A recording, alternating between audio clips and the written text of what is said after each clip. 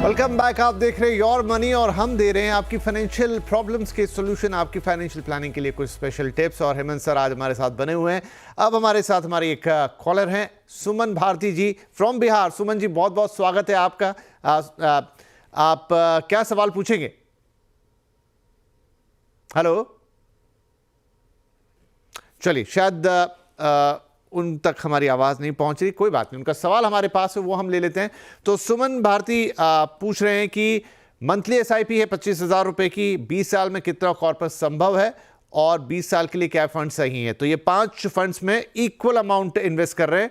Nippon India multi cap fund 5,000, पराग Pareek flexi cap में 5, quant small cap fund में 5, Motilal Oswal mid cap में 5 और SBI Contra fund में 5। तो हेमंत सर बहुत सीधा सा फंडा है, 25,000 रुपए की मंथली एसआईपी है, 20 साल में कितना कॉर्पस इकट्ठा कर पाएंगे और क्या ये 20 साल के लिए तमाम जो फंड्स उन्होंने चुने हैं ये सही हैं?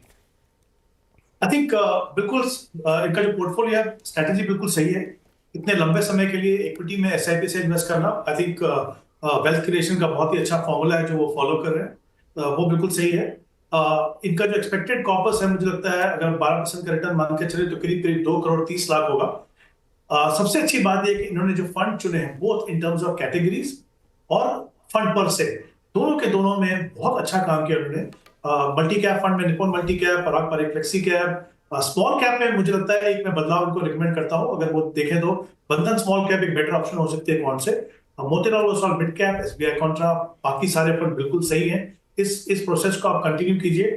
जैसा मैंने कहा करीब करीब 2 करोड़ 30 लाख का कॉर्पस आप 20 साल के बाद बना पाएंगे। चलिए तो सुमन साहब सब कुछ सही है, आपके फंड्स भी अच्छे हैं, आपने एक अवधि भी बढ़िया चुनी है और सब कुछ अच्छा है। तो इन सारे निवेश के साथ करीब करीब 2.5 करोड़ के आसपास का आपका कॉर्पस बन जाएगा अगले 20 सालों में। हमारी शुभकामनाएं आपके साथ है। चलिए अब वक्त हो गया कि हेमंत सर से पूछे कि उनके टॉप 4 पिक्स क्या हैं। हेमंत जी क्या सजेस्ट करेंगे दर्शकों को आप? जी विपिन जी, जैसा मैंने शुरुआत में कहा था कि डाइवर्सिफिकेशन लेवल बहुत इंपॉर्टेंट है, स्पेशली जब आप इक्विटी में इन्वेस्ट करते हैं। तो दो फंड है, एक फंड कैटेगरी जैसे लार्ज एंड मिड कैप से Motilal Oswal large and mid cap, बंधन कोर इक्विटी। एक मल्टी कैप कैटेगरी जहां पे तीनों सेगमेंट में आपको एक्सपोजर मिलेगा, कोटक मल्टी कैप। और एक फोकस फंड है, इन्वेस्को फोकस फंड, जो आप कह सकते हैं एक तरीके से फ्लेक्सी कैप कैटेगरी में है। ये 4 फंड है। चाहे आप एक्सपीरियंस निवेशक हो, चाहे आप नए निवेशक हो, इन फंड्स को in terms of quality, consistency, performance के हिसाब से अपने पोर्टफोलियो के लिए कंसीडर कर सकते हैं। चलिए तो ऐसे 4 फंड जो नए निवेशक हों चाहे फिर ऑलरेडी इन्वेस्टेड हों, उन सबके लिए काम के। डाइवर्सिफिकेशन इसकी की है मोतीलाल ओसवाल लार्ज और मिड कैप, बंधन core equity fund, Kotak multi cap fund और इन्वेस्को इंडिया फोकस फंड। ये 4 फंड्स हेमंत रुस्तगी जी की तरफ से।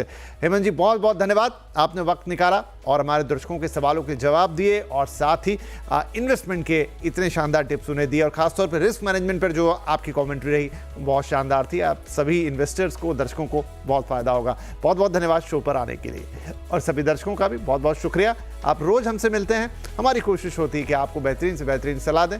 तो इसी सिलसिले में कल भी मुलाकात होगी, लेकिन तब तक के लिए अपना ख्याल रखिए। नमस्कार।